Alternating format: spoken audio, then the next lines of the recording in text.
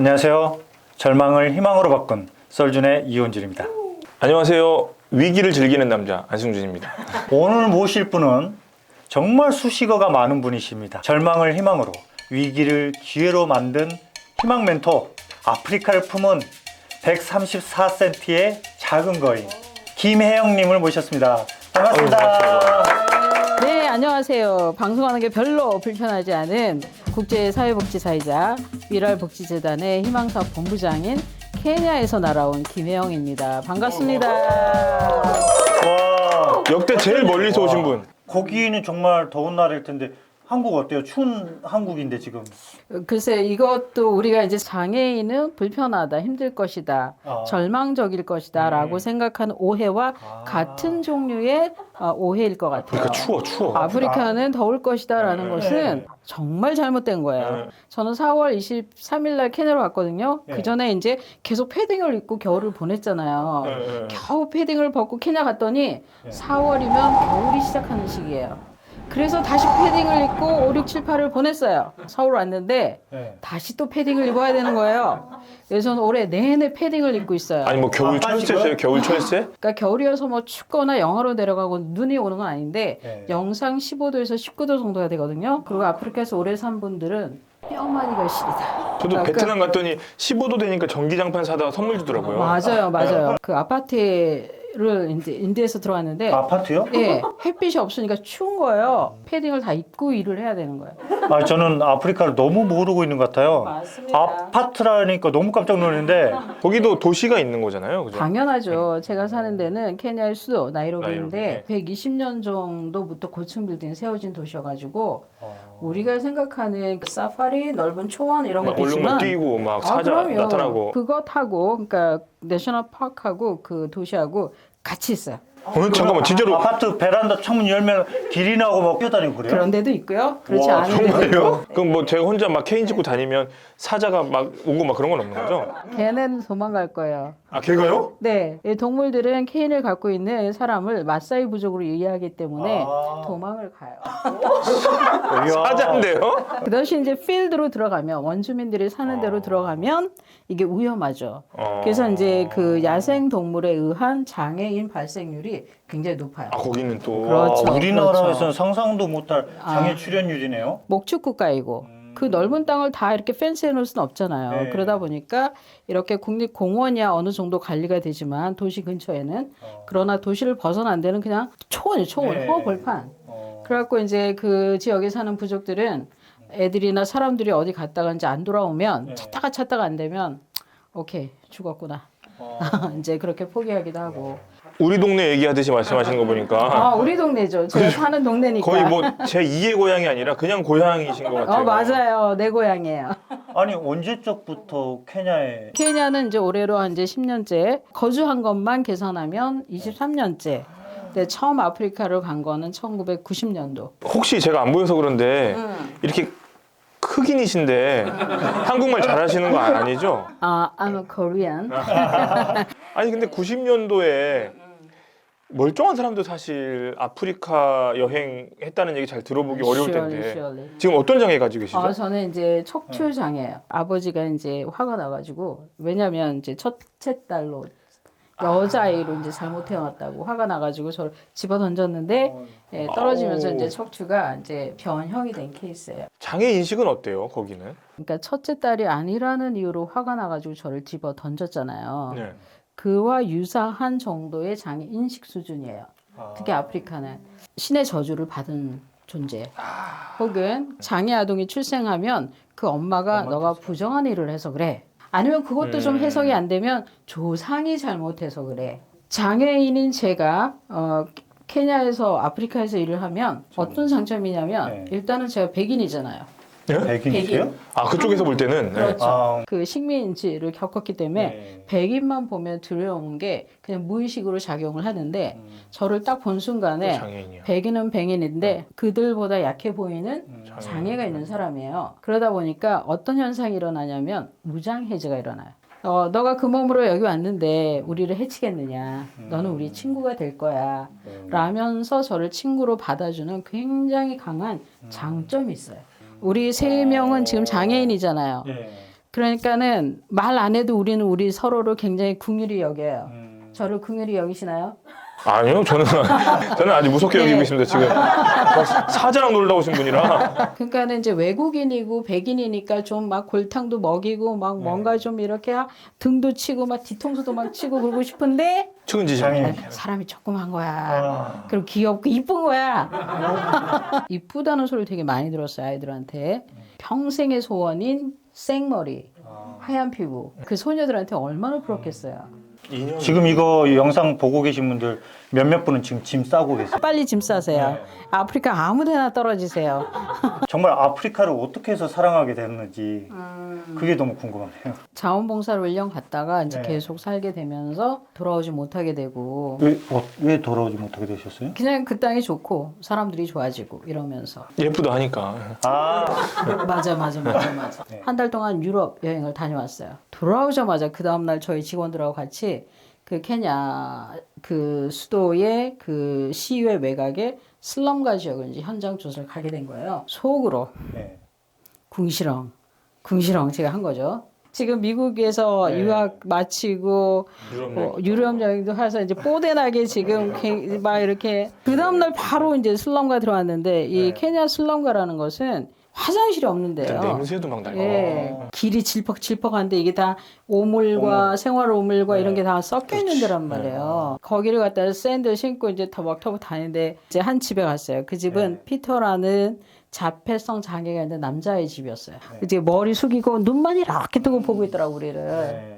그래갖고 이제 내가 냅두라고 아버지하고 얘기하자고 막 서로 얘기하는데 정말 한순간에 이 피터라는 남자애가 네. 딱 갑자기 달려와가지고 왼쪽 발 여기가 엄지발가락이니까 샌들을 신었으니까 하얀 발가락이 이제 보였을 거 아니에요. 네. 거기다 애가 엎드려서 이제 입을 맞춘 거예요. 네? 갑자기 키스를? 예. 거기 아이고 뭐니나 그러고 이제 깜짝 놀랐죠. 다시 원래 있던 구석 자리로 가가지고 이러고 또 있더라고. 집에 와서 곰곰 생각하니까 네. 하나님 너무 미안해요.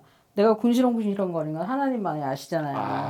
마음이 네, 그냥. 그 피터라는 아이가 그렇게 한 그 행동이 모든 게 갑작스러운 일이었지만 저한테는 일단의 하나님의 사인 같은 거였어요. 하늘에서 피터를 보냈네. 그렇죠. 그 다음부터는 케냐에 있는 거에 대해서 궁시렁거릴 일이 다 없어진 거예요. 그래서 내가 케냐에 있는 것 때문에 한 아이가 한 번 더 밥을 먹을 수 있고 한 아이가 한 번 더 병원 진료를 받을 수 있다면 여기 있어야 된다. 그런 생각을 갖게 된 거죠. 그 직책을 보니까 아프리카 권역본부장님이면은 아프리카 대장이에요? 네, 희망사업 본부장으로 미랄에 부임한 상태에서 아프리카 권역본부를 설치하는 임무를 맡았던 거예요. 적어도 이제 10개 이상의 나라를 돌아다니면서 조사하고 프로그램 개발하고 이게 어떤 도움을 줄 수 있을까 그런 일들을 했으니까 네, 제가 생각해도 내가 제일 잘 나가. 아프리카 권역본부장이라고 하면 섹터가 그 전체를 본부장님의 어떤 사업 그렇죠. 역량을 하는 게 맞아요. 너무 힘들었을 맞아요. 것 같아서. 그렇지 않아요. 제가 하는 게 아니라 케냐인 직원들이 있고 한국인 직원들, 인턴들. 그러니까 제가 처음 2012년 혼자 케냐에 도착했어요. 6년 후에 제가 나올 때는 직원이 21명이었어요. 아프리카에서 누가 제일 힘들까? 장애 아동이에요. 중증 복합 장애 아동과 그 가족. 네. 저희 사무실에서 가장 가까운 단도라 고로고초 지역을 저희가 선정을 했죠. 40가정을 선별해가지고 장애 아동 지원 사업을 2018년까지 꾸준하게 진행을 했죠. 그럼 구체적으로 어떤 그러니까 지원들이? 예를 들어서 장애 아동 개개인의 필요가 달라요. 아, 그렇죠. 그렇죠. 우선은 birth certificate, 출생 신고가 안 된 아이들이 되게 많아요. 병원 지원을 받을 수 있고 정부하고 뭔가 일을 할 수가 있거든요. 그래서 이제 출생 신고 해주는 거 아주 미니멈으로 필요한 식량이 있어요. 쌀, 기름, 설탕, 소금 뭐 이렇게 해가지고 대략 한 10kg 정도가 돼요. 이걸 매달 정기적으로 지급하고 이 아기가 필요한 경우 수술을 받아야 돼요. 진단을 해가지고 수술이 가능한 경우 병원에 보내고 필요한 경우 휠체어를 구입해서 맞춰주고 그 필요에 따라서 이제 지원을 하되 그 엄마들을 그냥 계속 지원만 받게 하면 안 되는 거예요. 네. 그래서 엄마들에게 직업교육, 위생교육, 장애 인식교육 이거를 지속적으로 하는 거예요. 와, 너무 아니 훌륭한. 이거야말로 진짜 풀 서비스네요. 정말 그 맞춤형 1차 사업 대상은 장애 아동이다. 2차 사업 대상은 그 장애 아동의 가족. 가족과 그 친척들과 지인들이에요. 그럼 3차 사업 대상이 있어요.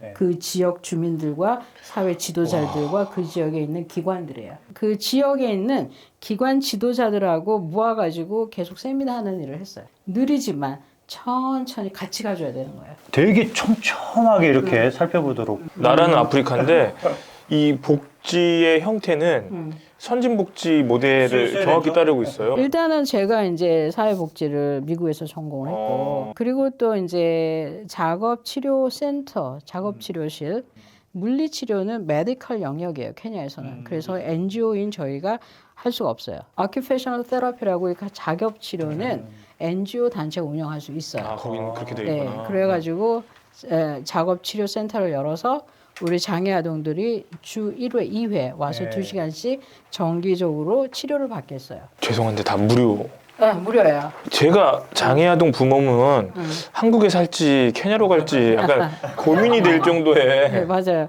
그리고 이제 정말 엄마들의 참여도가 거의 100%였어요. 그게 뭐냐면 사실 이제 1살, 2살, 3살 된 이 장애 아기들은 이렇게 뼈, 신경 이런 것들이 지금 성장하는 시기거든요. 그렇죠. 예. 근데 이제 뭐 굳어 있다고 못 움직인다고 이제 가만히 두면 그대로 멈추는 거예요.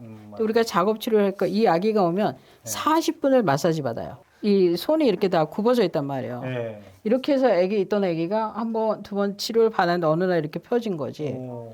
손가락만 펴줘도 엄마는 날아갈 것 같은 거예요. 쓰지도 못하던 애가 어느 순간 보니까 고음 굴리고 있어. 아, 부모님 입장에서는 너무 네, 기적이에요. 맞아요. 사실 이제 엄마들이 대개는 교육 수준이 낮아요. 낮다 보니까 장애 아기가 발생했을 때 이걸 어떻게 할지 모르는 거예요. 그렇죠. 교육도 어떻게 해야 될지 모르고 먹고 사는 일도 안 되고. 근데 와서 이제 2시간 거기 앉아서 보면 네. 테라피스트가 막 이거 하는 거 보고 언어 치료하는 거 보고 숫자 쓰는 거 보고 이러면서 우리가 그런 거죠. 봐도라 할 수 있으면 같이 하게 해요. 그래서 엄마를 갖다가 이 작업 치료를 할 수 있는 그러한 사람으로 같이 교육을 시키는 거죠. 무면허지만. 그러면 놔두면 밤새도록 자랑하실 것 같아서 자랑은 이 정도면 된 것 같고 다음 대선에 케냐 대통령 나가신다는 근데 이게 돈이 없으면 안 되잖아요. 맞아요. 혹시 지금 우리가 좀 도울 수 있는 부분들이 있을까요? 참여할 수 있는 이 보셨으면은 분명히 울림이 있었을 거예요. 아. 그래서 갑자기 막 지갑에다가 손을 대고 하는데 네. 미랄복지재단 아래, 네, 자막 보이시죠, 이렇게? 네, 자막 네. 들어가고 있어요. 여기다 후원 계좌. 전화하시거나 이렇게 하시거나. 정말 미랄에서 이렇게 하는 이런 모습을 직접 이렇게 바로 옆에서 들어보니까 정말 값어치 있게 쓰임새 있게 쓰여지고 있구나. 전 미랄도 미랄인데 김혜영 이름만 보면은 그냥 다 줄 것 같아 이제. 지난주에 나온 예. 제 책, 뜨거. 네, 조심해. 5번째 쓴 저의 신간인데요. 잠시 쉬었다가도 괜찮아. 아프리카와 장애가 주제이긴 하지만 결국 세상에서 가장 재밌는 거는 사람 사는 얘기다. 예, 그 사람 사는 이야기를 여기에 담았다. 내가 겪은 캄캄한 밤으로 인해 누군가가 빛을 보게 된다니 사람으로 오길 잘했다. 그 많은 시절의 어려움을 잘 견디고 아프리카에서 사는 혜영이에게 말해주고 싶다. 잘했어. 자, 이제 또 다른 혜영이를 찾아보자. 라고. 아니 근데 저 말은 너무 부럽네요. 나 사람으로 오길 잘했다. 그 사인을 할 때 뭐라고 하냐면 사람으로 오길 잘했습니다. 아 너무 부러운 거예요. 나도 저 소리 할 수 있으면 좋겠다. 난 사람은 사람인가 이런 생각을 하고 살거든요. 제가 오늘 그 우리 두 분 네. 네, 서명해서 아우, 드리겠습니다. 감사합니다. 네. 너무 귀한 선물이네 정말. 네. 와, 오늘 진짜 주옥 같은 말씀을 들으니까 뭔가 마음이 따뜻해져요. 사실 네. 미랄에 대해서 더 많이 알게 된 것 같고 또 김혜영이라는 사람이 정말 이렇게 큰 영향력을 끼치고 있구나 하는 생각에 뭔가 스스로 좀 반성하게 되는 그런 시간이기도 한 것 같아요. 저는 정말 거인을 본 것 같아요. 네, 그래서 많이 배웠고요. 또 앞으로도 가르침이 필요할 때 연락드리겠습니다. 저는 이제 134cm 네. 이제 작은 고양이라는 별명이 있는데 지금 와서 이렇게 보니까 그 작은 키 작았던 거 아무것도 아니다. 그만한 키라도 있었으면 얼마나 고마운 일인가. 그리고 이제 저희가 그렇게 키 크다고 했던 언니들이 점점 줄어들고 있더라고요. 30대 40대 이 시간이 더 지날수록 아마 이렇게 생각할 수도 있을 것 같아요. 눈 안 보이는 거 아무것도 아니었어. 안 보였기 때문에 더 많은 걸 볼 수 있었어. 아마 우리 선생님도 그렇게 말씀 생각할 수 있을 것 같아요. 너무 아멘. 저희 마지막 말씀입니다. 이야, 너무 감사합니다. 진짜. 고맙습니다. 네. 나는 세상을 봐요 다른 모습이지만 혹시 모르잖아요 더 아름다울지도 나는 꿈을 꾸어요 세상과